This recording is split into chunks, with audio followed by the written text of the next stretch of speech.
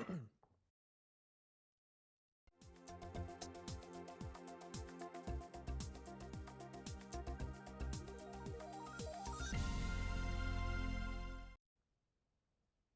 going on, everybody? Hope you guys are having a great week, and welcome back to this week's Neumann Update. I'm Alex Costells, and alongside me is... I'm AJ Tenari. Hi. And this is your This debut. is my first update debut. Don't get used to it. This is a little one-time thing, but I'm glad to help out. Well, thank you, AJ, for coming on. We appreciate it, buddy. It's an honor and a pleasure. So let's get right to it. In honor of Veterans Day, Democrats reintroduced legislation Thursday that would provide GI Bill benefits to descendants of Black World War II veterans. If passed, the bill would extend the descendants and surviving spouses of Black World War II veterans' access to the VA Loan Guarantee Program, which aids with buying and building homes, and the post-9/11 GI Bill educational assistance, which provides financial assistance for school or job training. The legislation also establishes a blue ribbon panel to study inequities in the distribution of benefits and assistance administered to female and minority members of the armed forces, and provide recommendations on additional assistance to repair those inequities according to the release. The bill honors by name two Black World War II veterans, Sergeant Isaac Woodward Jr. and Sergeant Joseph H. Maddox, and aims to provide a transferable benefit for Black World War II descendants and surviving spouses to attend college, secure housing, start businesses, and build generational wealth. Quite a story, Alex. Great job, my man. Thank you, thank you. Now, Thursday night at the Kennedy Space Center in Cape Canaveral, Florida, Elon Musk's space program SpaceX launched 4 more astronauts back up to the International Space Station.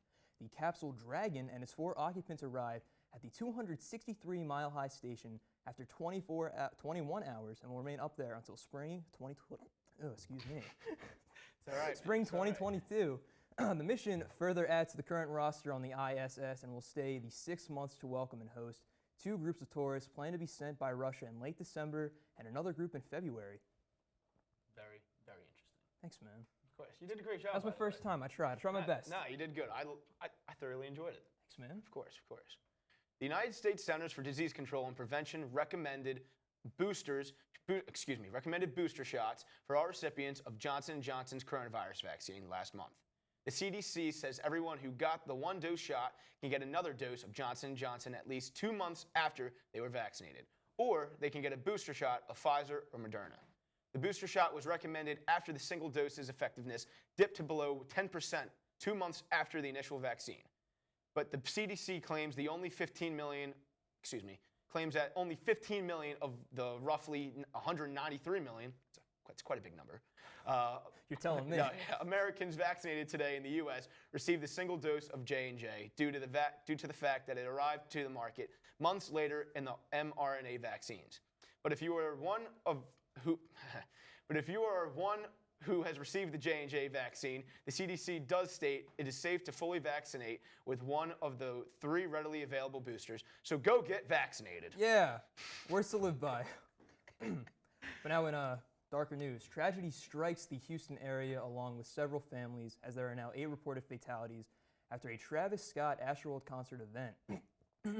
The event took place in Energy Park, which was the former home to the Astrodome and current home of the now Energy Stadium.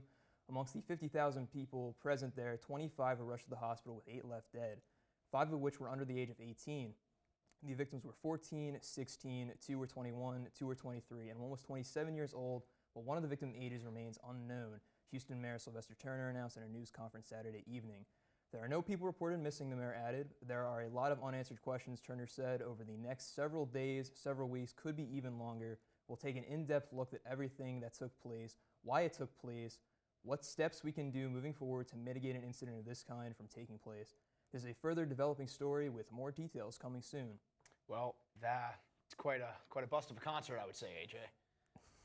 Yeah, you could say that. Yeah, but anyways, now let's go to Rhea with the weather.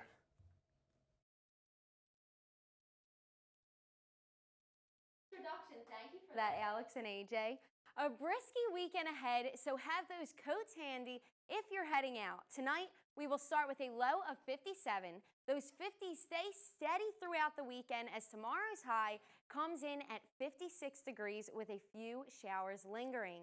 Sunday, the sky's clear, but the temperature drops even lower to 50 degrees. Monday starts off the week cold and breezy at 48. Tuesday comes sunny and chilly at 50 degrees, and Wednesday sets out even colder at 58 degrees. A bit of a cold weekend to start, but have no fear. We have a warm-up coming by the end of the week. Now, let's head over to Alexa for what she has in store this week on Entertainment News.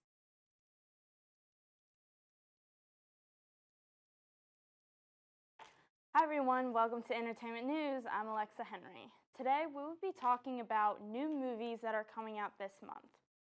But first, let's talk about the Squid Games show. This show came out September 17th. Squid Game is now the most popular series in the platform history, and it's the #1 in 94 countries around the world. And as of this week, the most popular debut of any show on Netflix with more than 111 million viewers. This show focuses on a desperate in debt group of people in South Korea. They're first tricked into a deadly tournament of children's games, but then many of them volunteer to come back, realizing the games may be their only chance to win the money they need to survive. People are also doing trends with Squid Games like on TikTok, and also famous YouTubers are doing this also. 2 new movies come out November 5th. One of the movies is called Spencer with Kristen Stewart. She stars in Spencer. She plays Princess Diana in the movie. She tries to fit into the royal family, but it never really happened for her. She feels outside of the family, and she really never fits in. This caused her and Prince Charles to separate. Another movie that came out was Eternals from Marvel Studios. Eternals are these ancient aliens who have been living on Earth in secret for thousands of years. Following the event of the Avengers game, an unexpected tragedy forces them out of the shadows to reunite against mankind's most ancient enemy, the Deviants. This isn't the average Marvel movie, but I think it is one that you will enjoy watching. No Time to Die is another exciting James Bond movie. This was released on October 8th. Once again, Daniel Craig plays James Bond. Word is out that this might be the last James Bond movie made because he might die in this film, but watch it to find out. And everyone remembers watching Clifford the Big Red Dog as a child. The movie is part animated and part real characters. Clifford is animated in this movie, and this was released November 10th. When Emily Elizabeth meets a magical animal rescuer who gives her a little puppy, she never anticipated waking up to find a 10-foot dog in her small New York City apartment. To get the dog out of the small apartment, she walks the dog through the streets of New York City. As she walks, everyone and stops and stares at her and Clifford. They cannot imagine that this is a real dog because of its size. Even though Emily knows this dog is too big, she is determined to keep it and to take care of it and to love him. This is a really great movie to watch for kids and adults to watch. These are the latest flicks out, and you are sure to enjoy many of them. Well, this is Alexa Henry signing off till next week. Now let's head over with James the Stock Factor.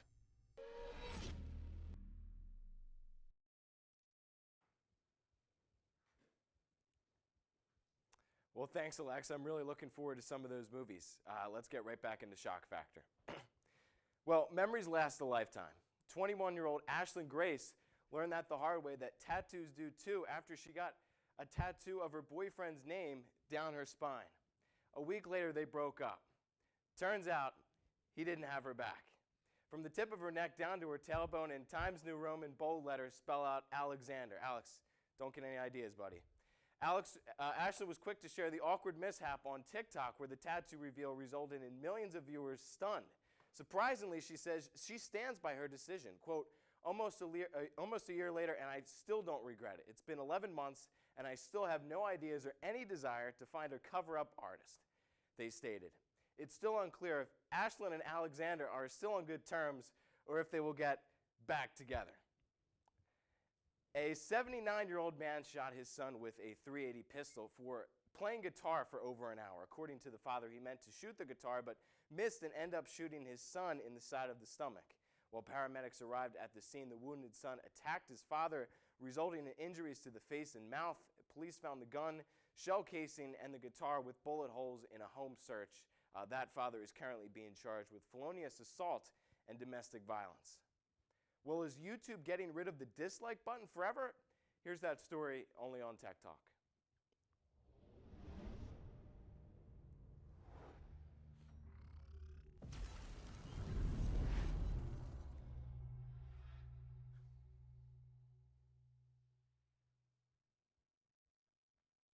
Well, in the coming weeks, YouTube will be removing public dislike counts on its videos. This change is designed to stop dislike attack harassment campaigns. The dislike button will still be available for users to voice their own opinions about videos privately, and creators can still privately see the number of dislikes and likes on their videos. In a statement, the company says, quote, "We heard the experiment that some of you have used the public dislike count to help decide whether or not to watch a video. We know that you might not agree with this decision, but we believe that this is the right thing to do for the platform," end quote. Studies have shown that the dislike counts can be harmful for new creators, and it could be used as a tool for harassment and a damage to mental health. YouTube says that the removal of the dislike counts is to improve the inclusivity, that's a tough word, respect and safety of its service. Now let's head over to Rhea with the sports.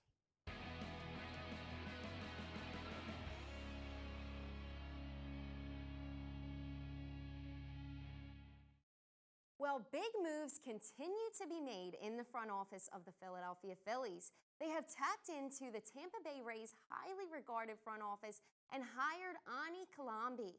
He will serve as assistant general manager and oversee the club's research and development department. Kalambi, 27, has been with the Rays since 2015 and served as the club's director of decision science and assistant director of research and development. Much of this falls under the baseball heading of analytics, and the Rays are considered one of the best in pro sports in that area. So the hiring is significant for the Phillies. For the second time in his career, Bryce Harper has been announced the Silver Slugger Award winner for the 2021 season. He was also crowned with the Hank Aaron Award earlier this week and is still in the running for the National League's MVP award. Phil's pitcher Zach Wheeler has also been announced a finalist for the league's other prestigious award in Cy Young.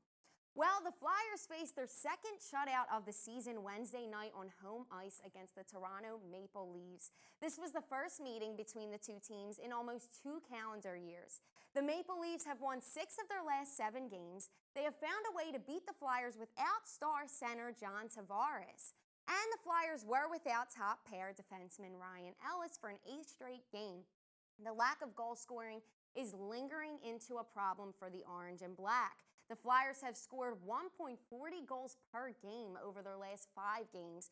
Defensively, the club has been good, light years better than last year, but offensively, the Flyers have hit some recent roadblocks. The team heads to North Carolina to take on the Metropolitan Division leading Hurricanes tonight at 7 p.m. and then immediately travel to Dallas to battle it out with the Stars on Saturday at 8 p.m.